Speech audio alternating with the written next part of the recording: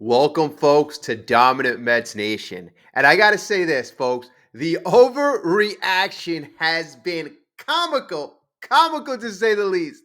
New York Mets losing on opening day 3-1. Whoop-de-doo. You know what, folks? There were some bad things that happen if you're New York Mets fans, right? Or some not so good things. Let's not even use that sort of language so quickly. But I'll be honest, it was a lackluster performance. The Mets, give credit where credit is due, going up against one of the best pitchers in baseball the last 3 years. Framber Valdez has been in the top 10 of Cy Young MVP voting. This guy is a legit ace. He surely is.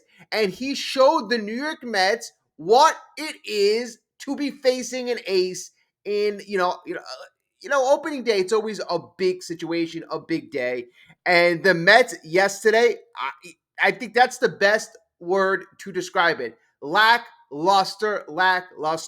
And I'll say, and another thing I'll say is there was something missing. You saw the camera angles of the players walking into the stadium. Juan Soto dressed up nice, Francisco Lindor, Pete Alonso carrying his books, going into the stadium. Everybody ready. But folks, what was missing was I didn't see the energy. I didn't see the passion. It took us a while last year to get there. I'll say that. It was missing early on last year as well. But you know what? This is supposed to be a different year. While I do not give so much weight to one game, I will be looking for when that energy, that dynamic appears in that dugout on the field, because I didn't see it yesterday. I didn't see it. And what I did notice and what was apparent is, and I kept saying this in my head, I'm like, there was an element that Iglesias brought last year. That energy, that vibe. I didn't see it. Could you give the excuse that it was game one, of a 162 game season?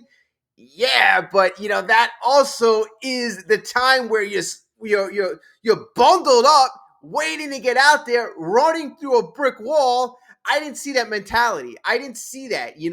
And the Mets, they had limited opportunities. Valdez, really doing a great job. 7 innings pitched, 4 hits, 2 base runners he allowed getting on by walks, but really not allowing much traffic.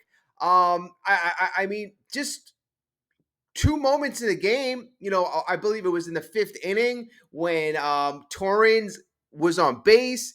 You had Soto coming back, coming up to the plate. It's a 3-0 game. The ball gets by the catcher, and Torrens tries to take third base and gets thrown out, and then you end the threat. And I would say that was the key moment to the beginning half of the game, or midpoint of the game. Once that happened, it really kind of stymied all of the momentum. And folks, if you're Torrens, I know it hit the backstop and it went right back to the catcher. You cannot get thrown out at third base with Juan Soto coming up. I really think that was a turning point. In my opinion, that was an extreme turning point. All right, so that was bad. And then you have the 9th inning. The Mets had the opportunity. They certainly had the opportunities getting men on base. They had 2 singles to start off the 9th. Then they had a walk, bases loaded. Their catcher,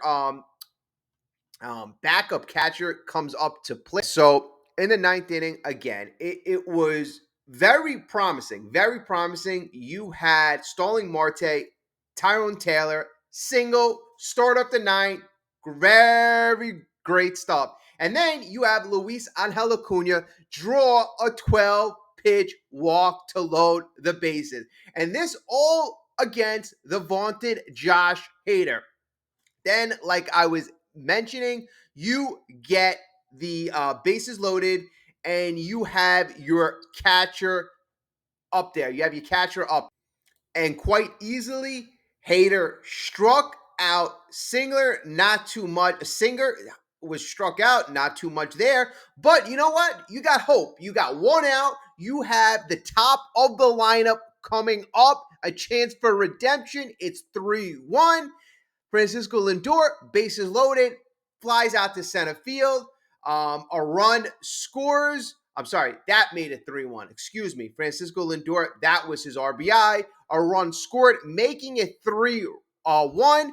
And you have Juan Soto coming up to the plate with with the game winning, with him being the game winning run. Very dramatic. So he used the potential go-ahead run in he got to a full count. Hader then threw him a slider off the outside corner. Soto tried to check the swing. He could not. He looked at Hader. The crowd exhaled. The Astros then went on to win game 1. Oh, and then you get the commentary after the game. Oh, Yankee fans, all of MLB fans. Soto didn't come through. It's a bust. I mean, the overreaction, again, how I started off this video has been beyond comical. Beyond comical. I mean, folks, Soto is here for 15 years. He had 5 at-bats yesterday. That 5 at-bats is going to be probably his career with the Mets will be close to 10,000 at-bats. God willing, he stays healthy, plays the 15 years. Now you have those 5 measly at-bats. He didn't do that bad. Couple walks, single. Yes, he didn't come through. I mean, the guy's human. So the people laughing, I mean, it's the same thing. Aaron Judge goes 0 for 4, 0 for 5 in a game. You're going to call him a bust? I mean, it's just as silly as that. I want Juan Soto ready and hitting on all cylinders when it matters the most. That is when we're getting ready, playing these high, very consequential games, ready to go into the playoff time, World Series time. That is when I need Mr. Juan Soto raring and ready to go. Yes, he did fine yesterday. He did fine. Okay, yeah, he didn't get a home run off a Hader, a hit off a Hader. All right, whoop-de-doo. Game 1 out of 162. No big deal. We're not going to go crazy, but we're also going to take some bright spots. Clay Holmes, I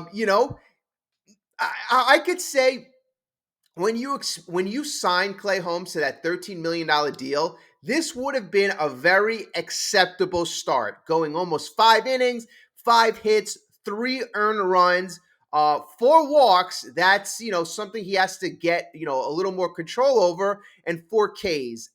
His changeup his changeup wasn't playing yesterday. He wasn't really throwing it that much.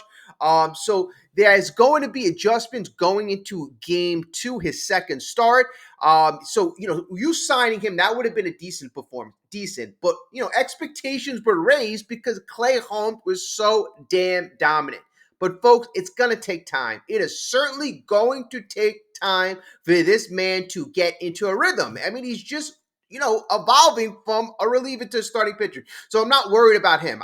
He did it, in my opinion, the 5 innings wasn't so bad. It really wasn't so bad. Some bright spots. He's just got to get a little more control. You got to work the changeup in. I don't know why he wasn't throwing it. If they mentioned it in the post-game press conference, I'm sorry I missed it. But that's something that Clay Holmes elevated his game to the next level. So, I want to see that in the future. Also, you want to see the Mets take a little more advantage of the lack of experience in the outfield for the Astros. They had Altuve in left, and then their right fielder, he was also a former third baseman. So they had a lot of very shaky outfield, and you could see that a couple balls that were hit to the right fielder. I believe Torrance hit one. That the right fielder didn't play well, and then Alonso hit another one. So there were opportunities, but they just couldn't do much off of Valdez. That was the problem. And my thing was, you got to try to get these guys that are dominating like this out of the game much earlier. The fact that Valdez went 7 innings, it just made it that much easier for the Astros to piece this thing together. Valdez 7, Abreu comes in for 1. And you could see when Abreu came in, and walked 3 men. Hader, he came in to finish off the game. He walked 1 man. The Mets did a lot better in terms of taking pitches off of the relievers. You just got to get that ace out of the game much, much quicker. And I believe once this lineup gets going, it was just game 1 of 162. The lineup obviously wasn't feeling it. Wasn't we didn't get much traction. It was interesting. You had Tyrone Taylor in the game over Jose Siri. That was a bit interesting. Tyrone Taylor did have 1 hit. But Jose Siri, I think he's going to be that energy guy. He's going to be that rah guy. Sometimes you need that. You need that in a game. And so I would say in my recap, it was lackluster, right? But it was game 1 of 162. We did go up against a Cy Young Award candidate every single year. This guy is top 10 in Cy Young, top 10 in MVP, Framber Valdez. So we did go up against a legit ace. The bats really aren't where we need them to be yet. There was no energy. There was really no fire and desire. But at the end of the day, there is no need to worry over 1 game. Teams can have a bad game, snap back, very, very easy. And again, I'm going to be waiting to see when the Mets snap back into it. It could be tonight. Mets all of a sudden put up a crooked number. We have a great pitching performance. I'm waiting to see that. I think we're going to have I think the Mets really are going to show you that they are a team to be reckoning with very soon. I don't think it's going to be like last year where we had April, bad month, and then we had a bad month in May. I would be shocked to see that. I think the bats are going to get going very, very soon. We just ran into, an ace, and that happens once in a while. It can happen in the middle of the season. It could happen at the end of the season. It could happen at any time. But we just ran into the best pitcher on the Astros in game 1. So, folks, let me know about your comments, your thoughts. How do you feel? Is the sky falling? Is it, let me just know your reaction. Let's go Mets. I will speak to everyone very, very soon with my recap on the next game. Have a great night, day, folks, whenever you are watching this.